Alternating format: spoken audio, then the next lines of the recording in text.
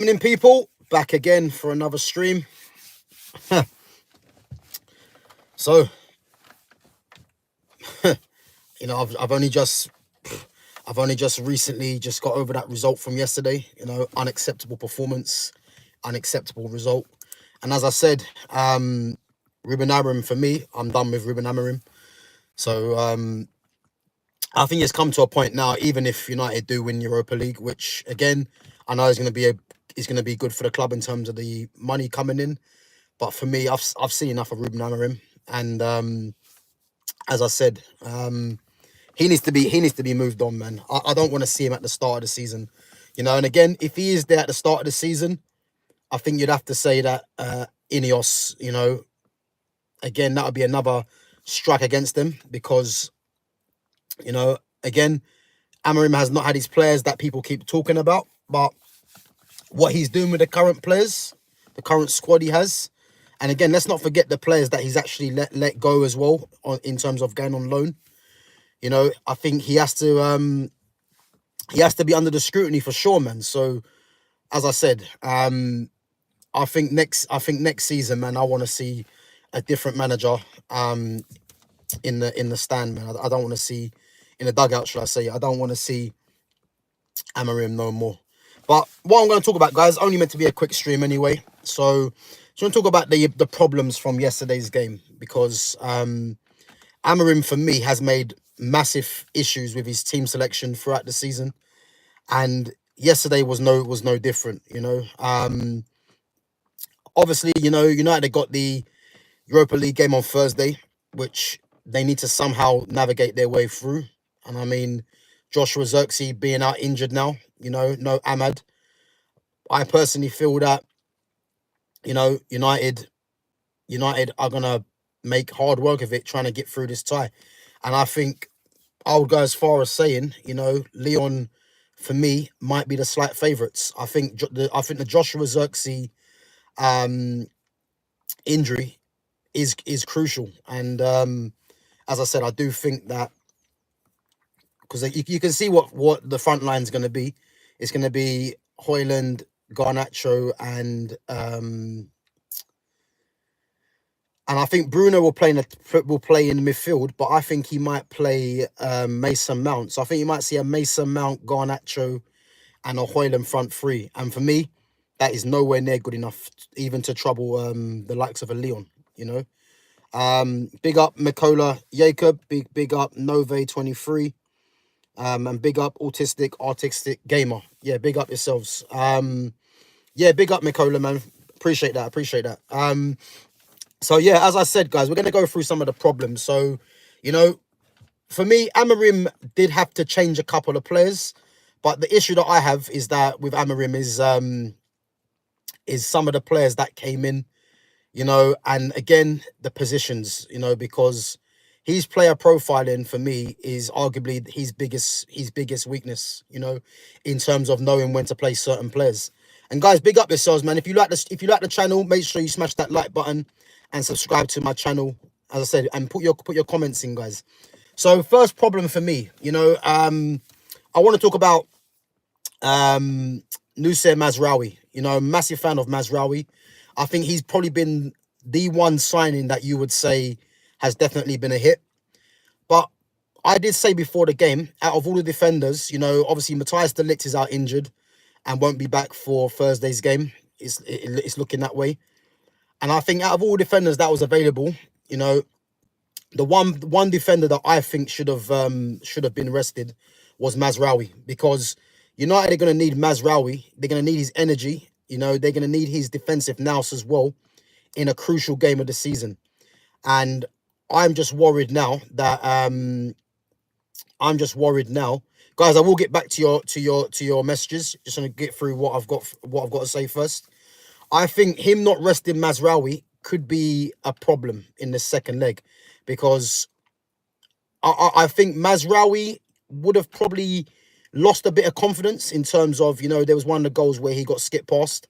But I think also the freshness as well, because he's going to be needed for his defensive capabilities in a defense that is missing Matthias de Ligt, And I think he was the one player out of that back three that should have been rested, you know. And again, if you do want to bring him on, I'd say bring him on for like the last 20 minutes. But the way the game went 4-1, I don't think he should, you know what I mean? If he was on the bench, you're probably just better off just resting him. I think the fact that he started him and Lenny Yoro, who I was happy with starting as well, you know, was a massive issue for me. Harry Maguire is obviously being rested, but I think Mazraoui was more the player that needs to be rested, because Harry Maguire plays in the centre of a back three, you know, and he's not someone that is going to be expending a lot of energy in that position. So whereas the wide centre backs, you know, are going to be having to do a lot more running than what Maguire would. So whether Maguire had like a slight knock, I don't know. But for me, Mazraoui should have been rested for sure. And as I said, his confidence might be, you know, it might have drained a little bit because of again up against Harvey Barnes, and Harvey Barnes got the better of him a couple of times.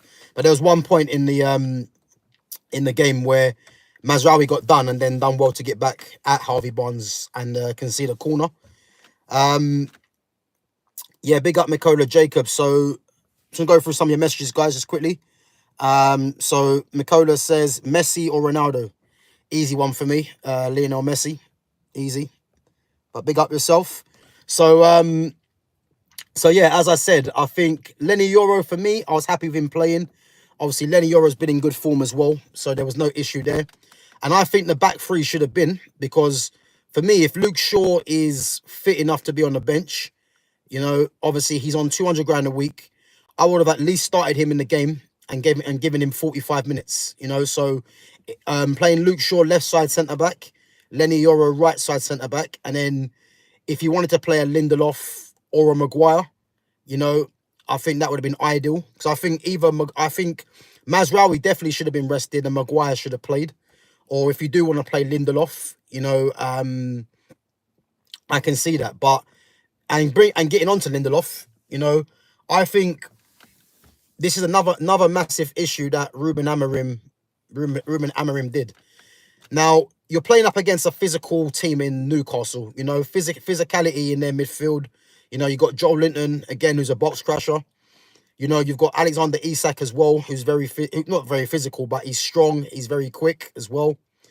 So for me, Victor Lindelof was always going to be a problem. And I mean, I know obviously you got to rest legs, but I wouldn't have played Lindelof in that game. I probably would have. Well, if I would have played Lindelof, I probably would have started him as a right side of the three. You know, if you did want to play him, but I think playing him in this game was an issue, because Lindelof, out of all the defenders, physically is just not imposing. You know, he doesn't really want to get stuck in. You know, he's easy to get rolled as well.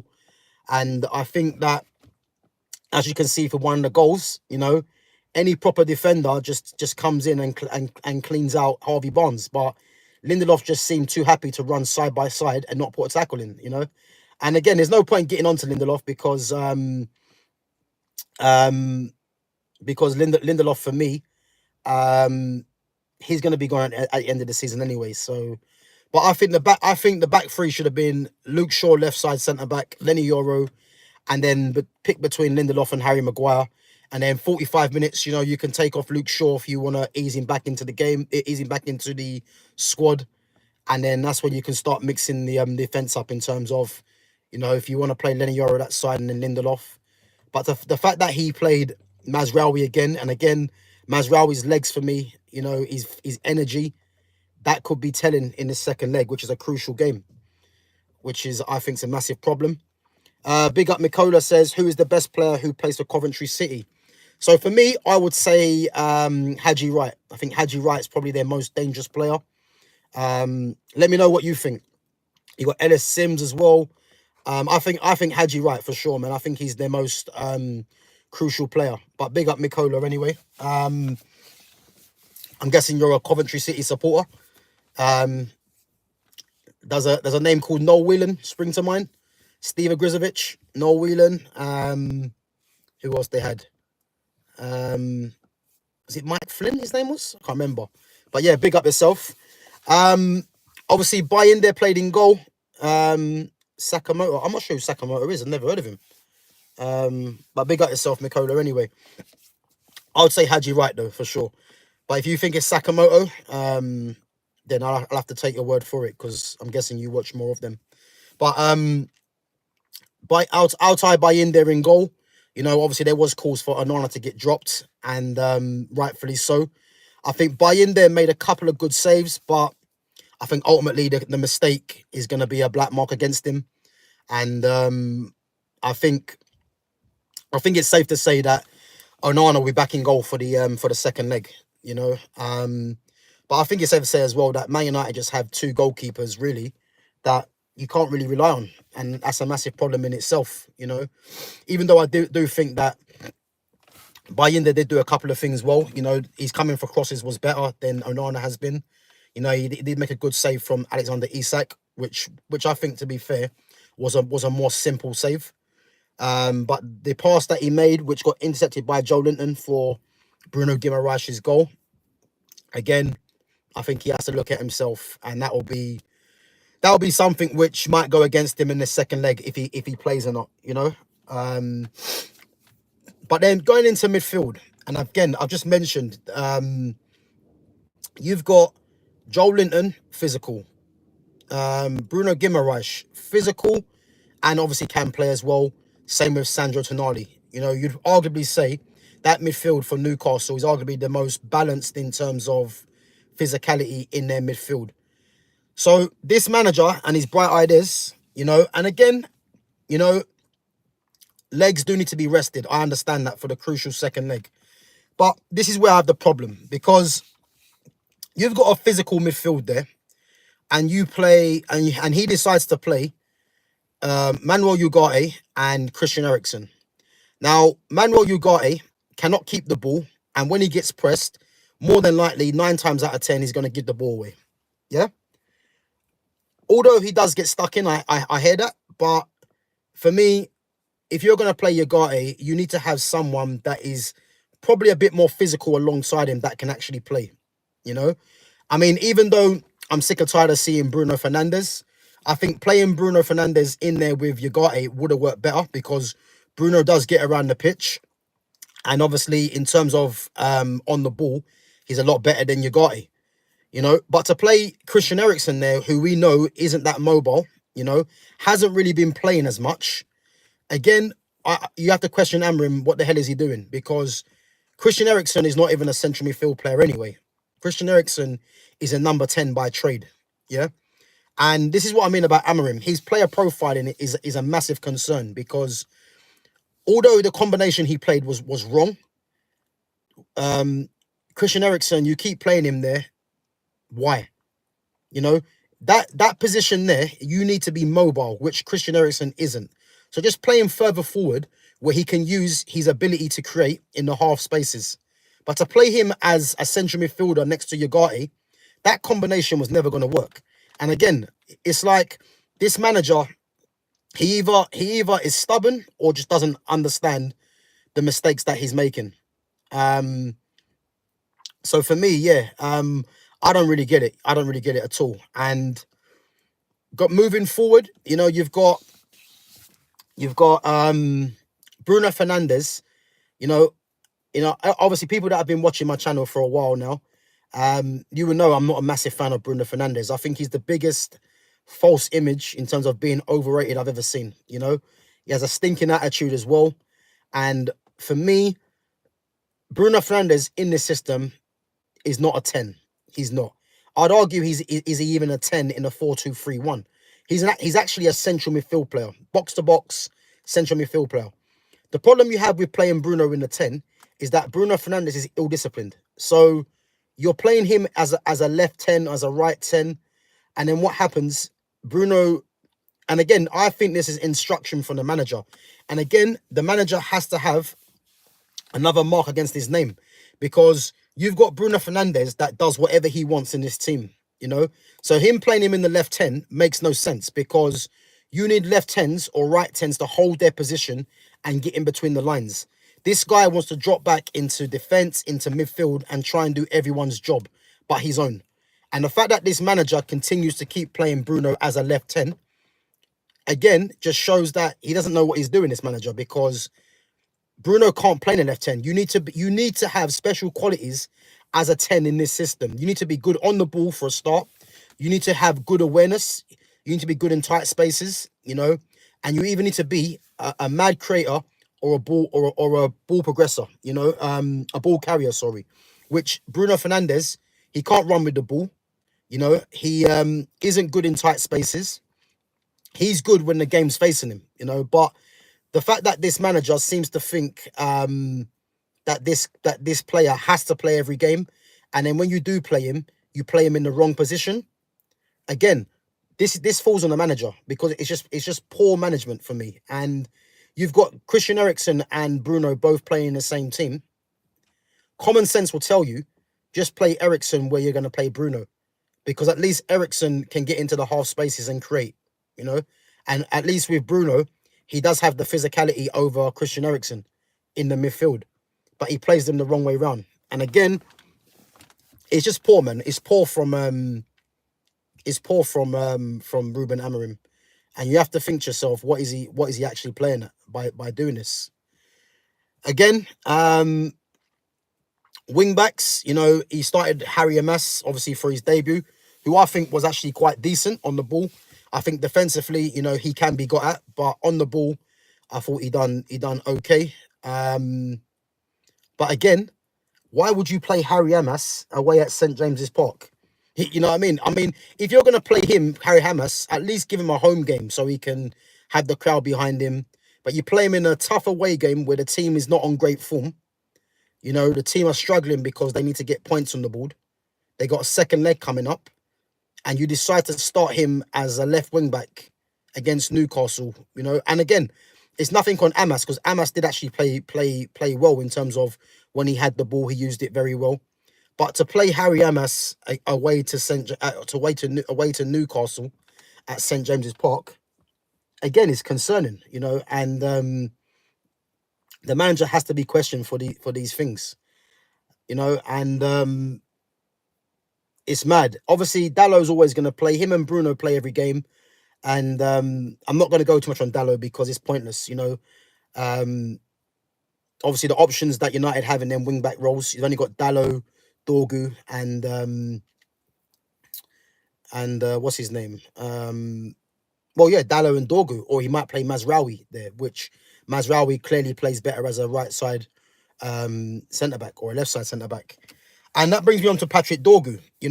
Patrick Dorgu, for me, I do think Patrick Dorgu has potential to grow. The problem that I'm seeing with Dorgu, and this is what I don't like, he's been used as an athlete, really. Someone that's just going to run up and down as an outlet. And as I said yesterday, he's not learning the game, because the team and Amorim are just using him for his pace and power. So whenever they're in a tough situation, just put the ball into an area and let Dorgu chase it. You know what I mean? Like a dog chasing his tail. And the thing is, it's not fair on Dorgu, because the guy's 20 years of age. He's coming into a struggling team. And as I said, this manager is not helping matters. And then when he brings him on, as I said, it's just like, just put the ball down the channel and let Dorgu run onto it, And I'm surprised Dorgu hasn't picked up, a slight little strain, because the way that he's being used in this system is criminal for me, And it's a massive problem. It's a massive problem, man. But again, Dorgu's confidence is going to be low as well. So his confidence is going to be low. So I think it's mad the way he's being used, really, let's be honest. Big up Mikolas. Mikolas says, did you know Haji Wright scored a hat-trick against Sunderland recently? Yeah, I know, man. I know. I think wasn't they 3 or 4-0 up or something in the first half or something like that? I remember. But yeah, I don't know. Haji Wright, to be fair, because when United played Coventry, was it last season they played them in the Carabao Cup, I believe? Yeah, I think the Carabao Cup last season, I think it was. He actually scored the third goal, I think. Was it from the penalty spot or was it just a normal goal? So yeah, Haji Wright is a threat. Whether he can go on to replicate the form that he's shown for Coventry in the Premier League, remains to be seen. Whether Frank Lampard is good enough to get Coventry into the Premier League, again, remains to be seen. But yeah, no, he's a good player. I think I've seen him a couple of times, and I do think that he can actually play in the Premiership. I do think he can, you know. But we'll have to see if that's with Coventry or if someone else comes in for him. We'll have to wait and see. But yeah, just going back to what I was saying. And then you got Garnacho again, who I've mentioned, playing Garnacho as a right side 10, regardless of the finish he done the other day, he done yesterday, which was a good finish. Let's get it right. But again, this manager's player profiling, Garnacho is a winger, and number 10s is a specific position. Number 10s have been known as your creators, as your mercurial talents. And he's playing Garnacho, whose qualities are suited to being a runner as a wing back in this system. So why on earth he thinks that playing Garnacho week in, week out as a 10, as opposed to just trying him as a wing back, again, is alarming. He's either stubborn or he thinks he knows best. And the problem is, this is what you're getting now. You're getting poor performances. You're getting disillusion. Because I think these players are disillusioned as well with this manager. And then obviously, as I said, Xerxes coming off injured. And for me, the fact that Xerxes injured, that's the season done now, 100%. I know obviously they got Thursday's game, but I thought Thursday's game, I thought if United go on the front foot against Lyon with Xerxes, I thought United could do something. The fact that Xerxes is injured now, and there's no Ahmad, and we're gonna have to watch a front three of Garnacho, Højlund, and possibly Mount, because I think he might play Bruno in midfield. We might as well just write the game off now, because there's no quality in that front three. There's no quality there. So unless United are gonna score from a set piece, I don't know where United are going with this, because there's no one to link the play. He's not, obviously Cheeto can't play anyway, and I think there's no one to link the play. So the problem that Højlund's going to have is that he's going to be up against two centre backs that, as you can see in the first leg, they're pressing centre backs, and we've already seen that Højlund can't hold the ball up. He spends half his time on his arse. So, and it's going to be the same thing. And the crowd are going to get frustrated. The ball's going to keep coming back. So I don't see how they're going to be able to sustain attacks. Big up Reluctant Gamer. Big up bro for coming on. So I don't see how they're going to sustain attacks for sure. And as I said, I consider the team he's going to pick. He's going to go for Onana in goal. The back three is going to be Harry Maguire, Mazraoui, and Lenny Yoro. It's going to be Dorgu and Dallo wing backs. I think he plays Bruno in midfield with Casemiro. And by the way, Casemiro is definitely going to start, because he played no part against Newcastle. And again, you can see what a massive miss Casemiro is to that midfield. So Casemiro will play with Bruno, I believe, in midfield. And then you're going to see your front three with Højlund, Garnacho, and Mason Mount, I believe. I think if Mason Mount starts, Bruno, obviously, it's going to definitely be Mason Mount, Garnacho, and Højlund. If Mason Mount is on the bench, then Bruno will play in the 10. Again, this manager, you can see him doing that. And then it'll be a Casemiro, Ugarte midfield. So it's very obvious what he's going to do. For me, I would look at giving Kobbie Mainoo a start as a 10, but he's not going to do that. He's going to bring Kobbie off the bench. I'll be very surprised to see if Kobbie starts personally, but I think Kobbie will be on the bench, and I think he'll play Mount or Bruno in that left 10. And it's going to be either Ugarte start. Yeah, Ugarte will either start or not. Yeah, it will be between Ugarte and Mason Mount who starts for me. Which is what I can see what the manager's going to do. And again, it's not going to be good enough. So we're going to have to just just strap in, man, and watch this game. It's going to be a shit game as well in terms of quality. You know, I can see the majority of the quality coming from Leon. But in the first leg, they weren't that great. You know, they had a few bits of individual brilliance at times. But I think on the whole, ain't going to be a great game, man, for sure. To Gamer says, I think you will win against Leon. Listen, Gamer, man, I would have backed that, man. But to be honest with you, the fact that Xerxes out injured, I think people need to realize how much of a miss he's going to be in terms of linking the play. And the funny thing is, I don't think this manager would have started Xerxes in the first place. I mean, that's how delusional this manager is at the moment. So, but I can see what team he's going to pick. And I'm telling you now, I'm dreading it because that combination of Garnacho, Hoyland, and Mount is terrible. Garnacho, Bruno, Mount, Bruno, Hoyland, terrible. So whatever team he's gonna play, it's gonna be a hard watch, and it's gonna be a problem for the whole game because there's no ball retention there, and unless United get a set piece and hang on, that's the best I think they can hope for because I don't see where the quality is gonna come from, and that's it. Big up to Slim Jim. Slim Jim says you're fighting relegation next season. Listen, you're not wrong, man. You're not wrong because I think if this manager stays in his post, that could be a real possibility because again, I'm seeing people say he needs his own players, and again, I'm going to tell you, there's no manager in world football that gets their own players when you're not doing a good job with the players you have at the moment. So yeah, I don't know, man. I don't know, but one thing I do know is that this manager can't be here next season because I've seen too much. As I said yesterday, you know, him for me. He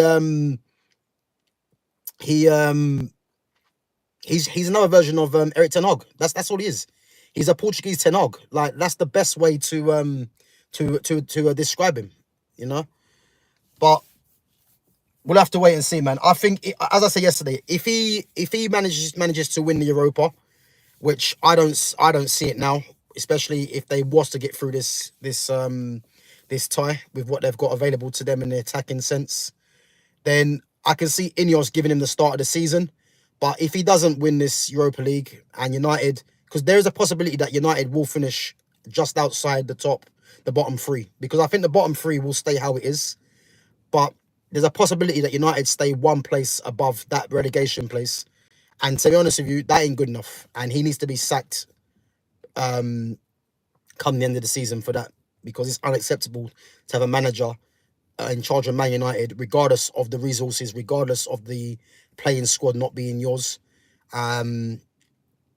Yeah, it's gonna be an issue, man. So yeah, for me, I'm done with him anyway. You know, I'm checked out of Amorim.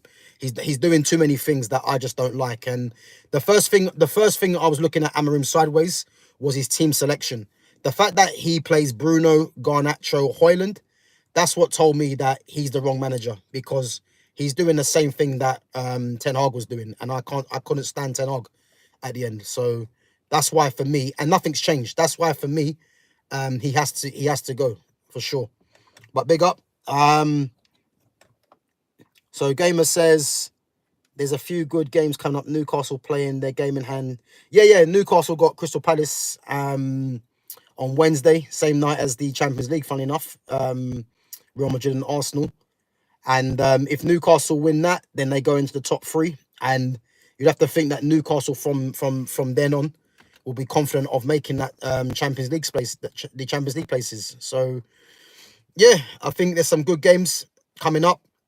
And I think Newcastle, to be honest with you, I can see them getting into the top four. You know, I think they've got some momentum behind them. Obviously, them winning the FA Cup as well.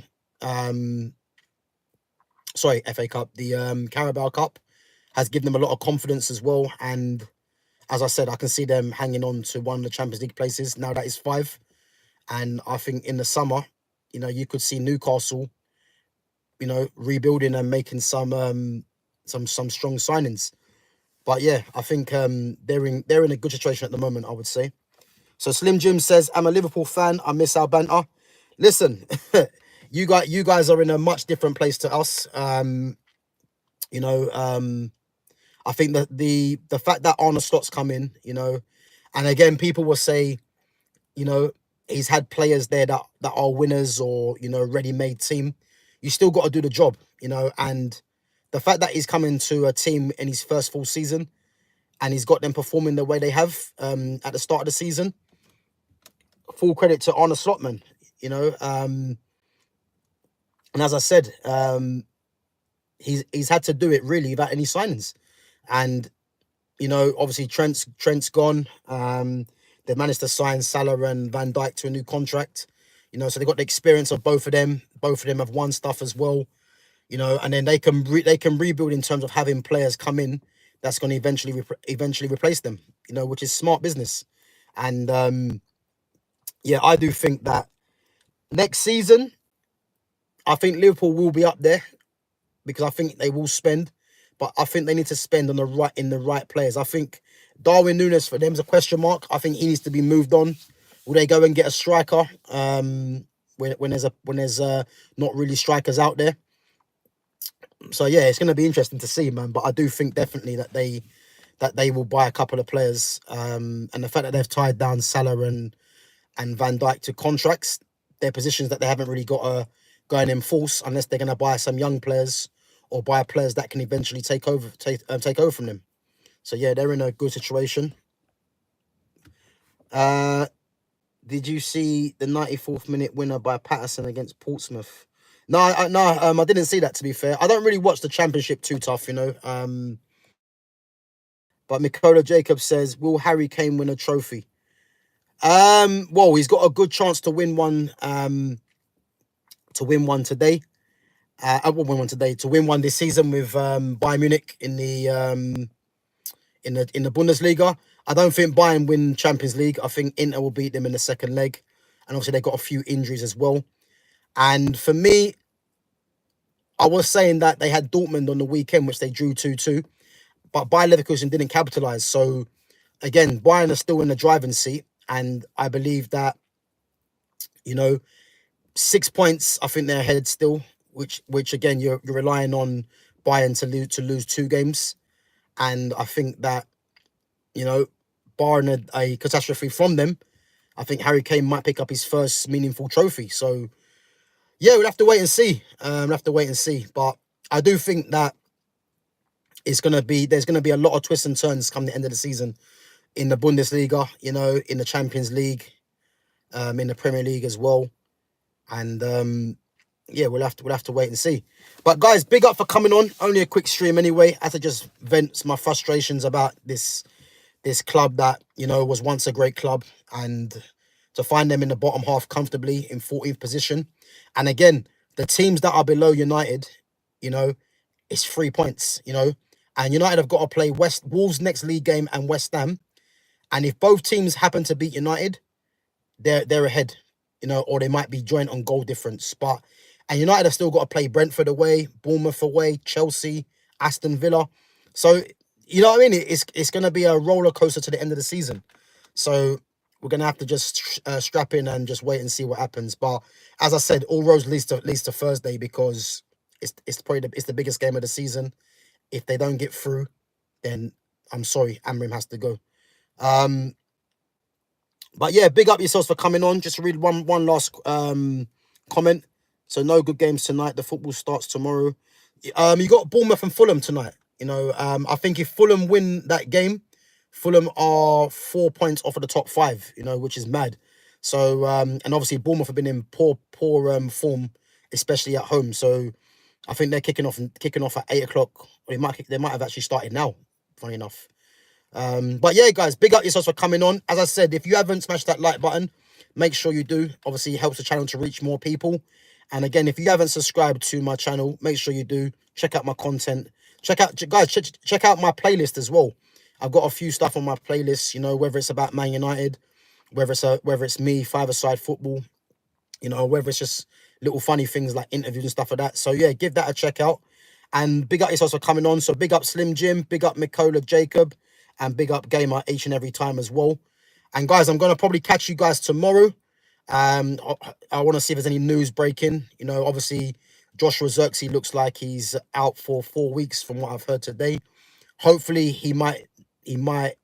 I'm looking at a miracle really where it's not that serious, but we'll have to wait and see. If I'm Xerxes and I've got a slight problem with the hamstring, there's no point risking it. The same with Ahmad. If Ahmad, I'm hearing Ahmad might be back for the final if United get there. I think Ahmad just needs to just rest properly and be back for the new season, because I don't think there's no point getting rushed back for this nonsense. You know what I mean? So we'll have to wait and see. But guys, big up yourselves for coming on. Smash that like button, subscribe to my channel, and I'll catch you guys tomorrow. Guys, make sure your notifications are on as well. I'm gonna schedule it. So I'm not sure what time I'm gonna be on, but I will be on tomorrow. But I will schedule it. So make sure you've got your notifications on and you're checking it out. Take it easy.